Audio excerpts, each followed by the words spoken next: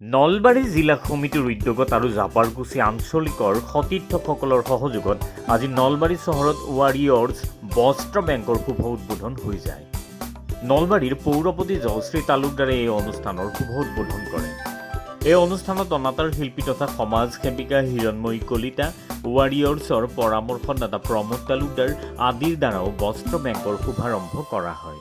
ৰাতিপুৱাই বাইদেৱে মোক ফোন কৰিছিল।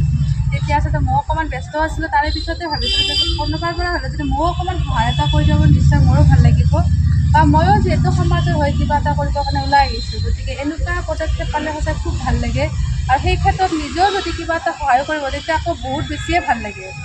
এনেকৈ আজি ৱাৰিয়ৰ্ছৰ যিটো উদ্দেশ্য যে আমি বস্ত্ৰ বেংক হয়, আমি দেখি থাকোঁ যে কেতিয়াবা আমি হয়তো বহুত ভাল সাজ পোছাক পিন্ধোঁ, কিন্তু কেতিয়াবা ৰাস্তাৰে গ'লে এনেকুৱা এটা সৰু বাচ্ছাই হওক বা এনেকুৱাকৈ দেখিছোঁ যে তেওঁলোকে এখন কাপোৰৰ কাৰণেও হয়তো ঠাণ্ডাতে হওক বা আমি এনেও দেখোঁ বহুত অৱস্থা আচলতে খুব বেয়া লাগে।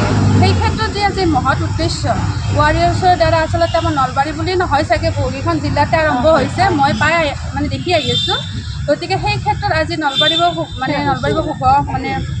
উদ্বোধনী কৰা গ'ল, আৰু এই ক্ষেত্ৰত মই নিজে ধন্য মানিছোঁ যে আজি ৱাৰিয়ৰ্ছৰ ৰাজ্যিক সমিতিৰ তৰফৰ পৰা